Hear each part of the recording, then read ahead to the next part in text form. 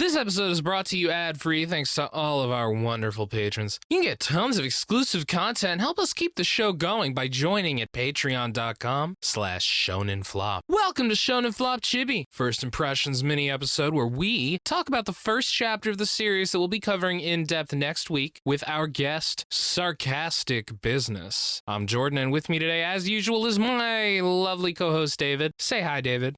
Hi, David.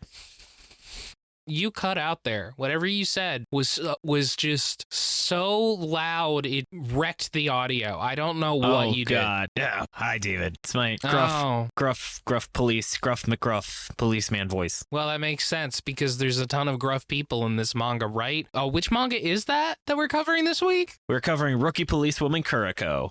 Yes, exactly, David. And so, yeah, this is Rookie Policewoman Kiruko. It's by Masahiro Hirakata. It ran from November 19th, 2012 to May 20th, 2013, with 25 chapters and 3 volumes. And wow, what a first chapter it was. You want to get into the plot summary, David? You got anything else to fucking say? Anything else to fucking pronounce? All right, look cool. Yeah, that would be great. Thanks, buddy. You're welcome. I got you, baby. I got you. Anyway, Haruki Anjou is a young police officer who recently got his first junior officer to train. Her name is Kiruko Otonashi, and she's an ex-mercenary with some, I think, pretty blatant PTSD, and she walks around with some giant tonfa blades that she feels vulnerable without. I wasn't sure what word you were going to say after walking around with giant. Really? Guess we'll find out.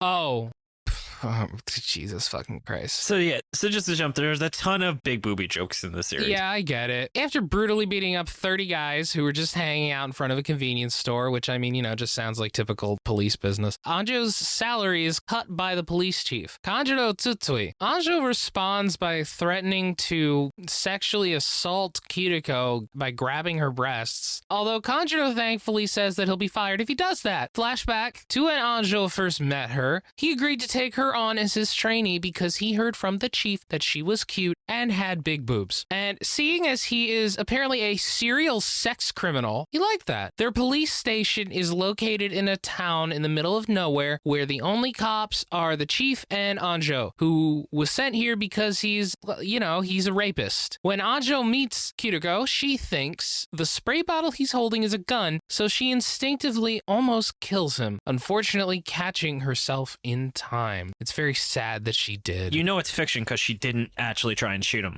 Well, slice his head off. Yeah. Anjou soon realizes that the chief set him up, telling him that she had large breasts, so he would be stuck with an extremely violent and deadly junior officer because the chief clearly knew that he was a fucking sex pest and would take any opportunity to be alone with a large-breasted young woman. Popcorn David. The chief says he's about to submit a report on Anjou, who hasn't achieved a single thing in a long time, which will get him fired. He says he's got one day to do something and anything that will show that he can accomplish something. Anjou and Kiruko immediately rush out to try and find a criminal when Anjou spots an underwear thief. He isn't doing anything, but Anjou can tell because game recognizes game. Oh fuck, I was gonna make that joke if Jordan had put it in the script. Oh yeah.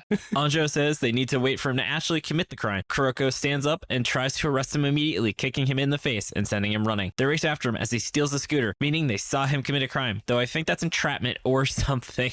Feel like terrorizing a person until they commit a crime is illegal, although, I mean, you know, it's not like that would stop cops, but, you know. Oh, no, absolutely not. Anjou tells Kiruko to run after him at full speed, but she says doing so will tear up the asphalt. When he says he'll take responsibility, though, Kiruko charges forward, saying she'll kill him. Kiruko corners him and uses a spinning whirlwind technique or something to send him flying, because I guess she was originally a Naruto character.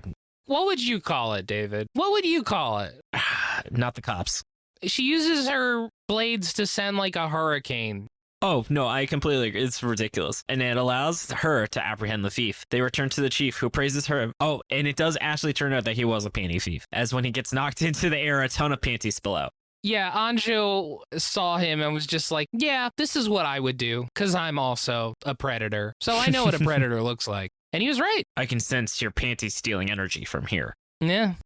Your panty theft intent. They return to the chief, who praises them for actually doing something, but says he'll have to dock Anjou's pay, which nobody feels bad about at all. This is kind of like from Futurama, where they keep docking Zoidberg's pay.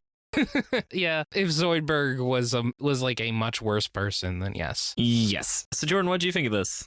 Man, this is some manga. Yeah, Maxi B talked about this really highly, so I'm ready to see if we just disagree or if it really has a glow up.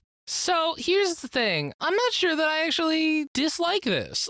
Because here's the thing. It is very blatantly, you are not supposed to like Anjou. No. This is not a series that is like, Anjou's touching boobs. Isn't that cool? No, the series does not like Anjou. You are supposed to dislike him. He is getting punished. And that's why I'm more okay with it. You know, it's like he's not getting rewarded for being like serial sexual assaulter. He is straight up being put in a situation where the chief is like, oh, okay, you want to be with you want to harass women? Here you go. Here is a violent, like extremely dangerous mercenary. You know, have at it. Go ahead, man. And by the way, I'm going to dock your fucking pay. I feel like the chief is mainly trying to get him fired constantly. Oh, yeah. Yeah, which I respect because Anjou fucking sucks. I mean, he's not wrong. Yeah, he's not wrong. I just imagine, though, if this really becomes like a really strong commentary on police behavior, kind of like how Hardboiled Cop and Dolphin had to pivot really hard because it came out like a week before all the big protests.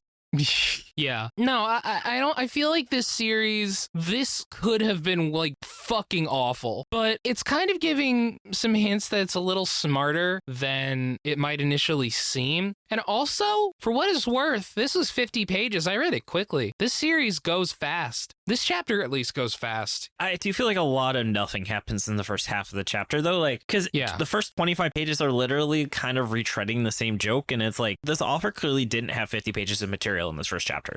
That's fair, but it also didn't take forever to get through. You gotta give him that. The art is not great. Yeah, it's very mid art is how I wrote it. It's very mid. I will say, though, one of the reasons why I'm giving this a little more credit is that even though, like, the main, and this speaks to how the series knows that Anjou is a creep, even though Anjou is constantly talking about how much he wants to sexually harass women, and, like, he says it like that, like, man, I loved getting to sexually harass my colleagues and shit. As much as it says that, Kiruko's not really sexualized. No, she just kind of exists. Yeah, you know, when they show her from certain shots, she has like a large bust, but I mean, the series isn't leering at her, you know? Most of the time, it's not even like drawn really. It's just like, so again, that tells me that the artist is a little bit more self-aware than you'd otherwise assume he would be. I just still would like a little bit more winking at the camera, you know?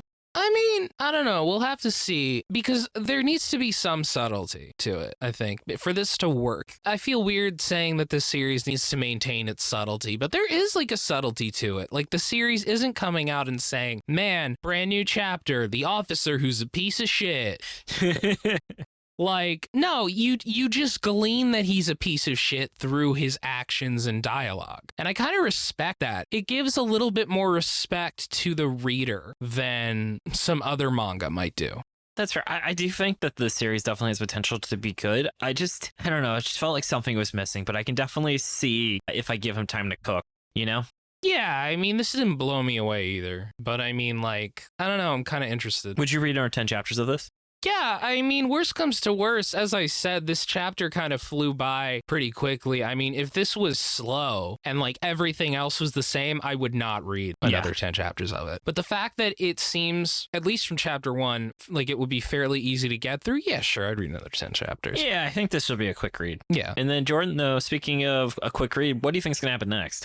So my guess is Anjou will realize that he shouldn't sexually harass / assault women anymore. And I want to clarify, he says sexually harass. He is also assaulting these women. The next one is someone from Kiruko's mercenary past will show up to fight her. And last one, there will not be any panty shots of Kiruko. Whoa, that's a big guess. Yeah. Mine are that Kiruko will have a bunch of pillar siblings. So imagine she was like created in some sort of science experiment or something, or some sort of society. We're going to have like a assassin or super soldier organization. And that some of them come to town, you know? And that's probably who she fights. I think that Anjou will get badly hurt and we'll see some sort of super berserk mode from Kiruko. So imagine like said fight, he gets like stabbed or something and she thinks he's dying, but you know, it's a gag manga, so he's probably fine at the end. But you see like maybe it's like what's under her eye patch.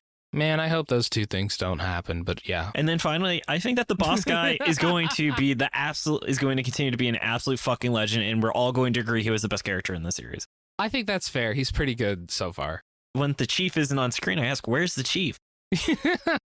Exactly. Oh, man. And then Jordan, though, what is your power word? criminal because, you know, they're cops catching criminals, and the main character, the main male one at least, is a fucking criminal. The main female character is also a criminal, honestly, for different reasons. Oh, very smooth. Yeah. How about you? Mine is Booby Trap, just because Hey. series is about boobies and entrapment. Nice. They trapped Anjou with boobies. I think definitely we're going to see how this turns out and if it gets better or worse. Yeah. But it's, you know, really booby trapped us into reading it, which isn't how that word works, but it's got boobies and it had a trap in it. So there you go. There we go. Oh, God. Okay. And then, Jordan, you ready for Q&A time? Just want to say my favorite horror game on Xbox, Trapped by the Boobies. Grabbed by the Ghoulies. Trapped by the Boobies. Sure. Fuck it. Fuck you it. Tried. Fuck this. Move on. Q&A. All right, Q&A. So just a reminder, you can post it in the Shonen Flop Discord. You can find a link to the Discord in our show notes or on our website, shonenflop.com. And we get priority to those who haven't asked a question before, haven't had a question answered in a while, or patrons. Kicking things off, we've got Aussie Rat who asks, what is the most amazing adventure you've been on? Towards the end of the 2010s, I traveled to Italy to practice landscape painting. That was pretty cool. Honestly, really damaged my confidence with painting because the instructor was an asshole. Oh, I'm sorry to hear that. But besides that, it was really cool. Italy is gorgeous. I got to see a town made almost entirely of stairs. That's pretty dope. Yeah, how about you? I would say that just going to Japan for 3 weeks was really fucking awesome. You know, especially when I went to the onsen village and you had to wear traditional Japanese clothing and then enjoy the hot springs. That was a good time. Oh, cool. Mm-hmm. And then the next would probably be my honeymoon when I go to New Zealand, so that'll be fun. Wow. You're going to go to the Shire. Exactly. I am actually. We're literally making a stopover in Auckland so we can go to Hoppenton. You got One of my friends actually literally sent us money and he said, spend this on going to Hobbiton. And I was like, you got it. So thank you, John. Yeah. John Frenchler, you're an absolute legend. Next up from Red Blade, speaking of absolute legends, if you were to do an April Fool's episode, would you rather cover a successful series as if it was a flop, either lamenting its lost potential or pretending it was bad, or cover a terrible series and act like it was great and they are upset it was canceled? So I actually have a third idea of what we should do for April Fool's, Jordan. I don't know if I should say what I think we should do. I don't know if you should spoil it, but I'm definitely... So I think we should do... That's not a bad idea. Mm-hmm. My idea was also we could cover like the first couple volumes of Yu Yu Hakusho and act like it got canceled. God. I mean, I would probably say I would not keep reading based on the first chapter of Yu Yu Hakusho.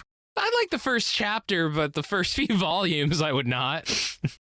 Yeah. Next up from ZZ Digital, rank the Straw Hat Pirates on how good they would be with helping you move. So Jordan, I would say just in the interest of time, who would your top 3 Straw Hats that you would help you move would be? Well, Frankie would just... Yeah. Frankie literally could also build the machinery for your mover. Yeah. Robin would do it, and she would honestly be the most helpful, I think. Oh, she fuck, would... Robin's a good... Yeah. I mean, Jinbei would be great, but he would have trouble fitting through the doors. And that's okay. That's true. I'm glad we're in agreement. It would definitely not be Zoro that despite his strength, he would get lost and you would definitely lose some boxes. Yes. Nami would steal your shit. I don't know if she would steal your shit.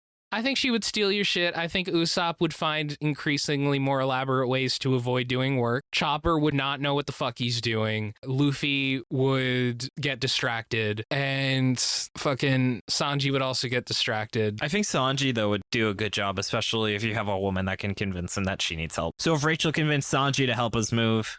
I think he'd just spend the whole time creeping on Rachel, honestly. I think he would just do it and be like, oh, here you go. And she'd be like, great, thanks, buddy. See you later. Maybe. I don't know. But definitely Frankie. I think you're right. Frankie and Robin would be the best ones to help you move. Yeah. So actually, though, an unexpected Brook would be really helpful because he's still strong, but he's so thin he could be really good at like squeezing couches into places. I feel like Brooke would constantly be making skull jokes, which I'd be fine with, honestly. Yeah, it would help the hours go by. Brooke would be cool. Next up from Miru, we have, how do you see the magazine faring now that Jujutsu Kaisen and My Hero Academia are soon to end? I am worried. I think some series are picking up slack. I think like Sakamoto Days is just a matter of time before it gets animated. And then I know people really like Undead Unluck, which is apparently trying to be the next big thing. But it's definitely not going to be an easy time. I mean, I really want to see how Jump is going to do when One Piece ends. It's going to be rough for a bit, but I think Jump's going to be fine. Yeah, Jump has survived worse periods. Jump has survived wars. I mean, honestly, the real danger is the death of print media. That is a worse danger than anything involving Shonen Jump's catalog. I mean, I think Jump will go to digital before it gets, like, destroyed through lack of content. Like, I think Jump will be fine in some way, shape, or form. Yeah. And finally, from Booty Stank, what manga would the Shonen Flop Boys want to cover, but they can't because it wasn't a flop? I mean, I would say without question, I would absolutely wish if we still did rec episodes, Jordan, I think it's pretty clear what manga I would say we need to do a rec episode on. Witch Watch? Yeah. I feel like we covered Witch Watch in some capacity. We've done reviews on it. Oh, also speaking of that last question, Akane Banashi is also a giant hit for Shonen Jump right now. But I also feel like this is saying what manga would the Shonen Flop Boys want to cover that should be a flop, but we can't because it was successful. Black Clover. Potentially. I don't know shit about Black Clover, and I also don't know shit about manga, so I don't really have a good suggestion here, unfortunately. Yeah, just read Witch Watch. There you go. I'm so glad I got Shen into reading it. Yeah, it's good. But that's all the time we have for questions today, Jordan. I want to say thank you so much for all your hard work on the show. Thank you, David, and thank you so much for your hard work as well. Oh, man. I also give props to Shane for the awesome cover art. Find her online at illuminyatea. Thank you, Dylan, for assistance with editing. Find his podcast, Anime at Context, at animecontext.com. Thanks to Tucker and Maxi B for assistance with pronunciation, translation, other miscellaneous research. Find us on Twitter at ShonenFlopcast, our website, shonenflop.com, and Tumblr at shonen-flop. You can also find us on Spotify, iTunes, YouTube, wherever else you get your podcasts. And come join the Shonen Flop Discord. It's open to everyone, as we talked about. You can find a link to in the show notes or on our site. You can talk with us about anime, games, wherever else on your mind, or submit your questions, as we mentioned. And if you've been enjoying the podcast and will help us keep going, consider subscribing to our Patreon. We wouldn't be able to keep the show running without their support. You get a ton of awesome perks. Jordan, what are we dropping in October for our wonderful patrons? We are dropping Making Manga the Shonen Jump Way or something. I think that's how you say. I think that's the It's title. got a very strange title. I think it's like the right way to make Shonen Jump. The right way to make manga. The right way to make jump. Whatever. Fuck it. It's with Joey. Eisner Award nominated. He drew art for my wedding, and he was our wonderful Hell guest yeah. on our Hardboiled Cop and Dolphin episode. Speaking of that, speaking of manga about cops, Better. Well, maybe better. I don't know. Maybe this will suddenly get really good. I don't think this will end up as good as one of our favorite series of all time, but we'll see. Actually, that series was most improved as well, so we'll see. I love that he's on the cover art, because the cover art for the main episode is the main character, Hardboiled Cop and Dolphin. This series arresting the protagonist of School Judgment. Speaking of Hardboiled Cop and Dolphin, I want to give a thank you to our Dolphin Dad patrons, abstracted male philosopher types seeking Christian swinger. I can give you some free Hinge membership if that's what you're looking for, and if ass was not meant to be eaten, then why is it between two buns? Moving on down to the ravioli tier, where you get weekly photos of my little goblin dog. She is adorable. We have Chris, Eva, Josh Robinson, Karate Chopsticks, Rachel, my wonderful fiance. We're about to go down to Florida to figure out everything for the wedding, which is in less than 50 days, and I hate it. And Trevor Schechner. Moving on down to the King of the Forest, we have 090Z, Bandit Stoof, My girlfriend. Shell Florine, Gabe Lando, Jake Kirby, Andrew Galloway, Kirby Mon, Marty, Max Baker, Not Jeff, T Wolfwood, and you thought it was King Salamander, it was I Jory. And then moving on down to our Galactic Ball Federation officers, we have Andy's Islands, Blonde Moo, Brian Sexton, David Ackerson, Dennis James Moan, Drago, Drew, Dylan Crider, Nigel, Generic Man, Green, Hans, Heavy Metal Hermit Crab, Keanu, Kylie Denton, Lincoln Frey, Manly P. Hall, Marabara, my dad, Matt Solovich, Mike Carpenter, Ralph Iskoff, Resident Warhammer Nerd, Rosenda Mendoza, Ryan Jasinski, Sarah Hydra, Scott Fischler, Silly Rookie, Simping for Senpai Ash, Staghorn, Taperclip, Tucker, Wright, and ZZ Digital. Thank you all so much, along with our Beast Children patrons. Yes, thank you so much. We love you all. And Jordan, anything you want to add into that? Check out Mission Ignition. That's kind of it. That's all I got. Awesome. Well, thank you so much for listening. Tune in next Monday as we give our full thoughts on this series with the wonderful Sarcastic Business. This has been Jordan. This has been David. And you've been listening to Shonen Flop. David, say it. Keep on flopping, floppers. Bye. Bye.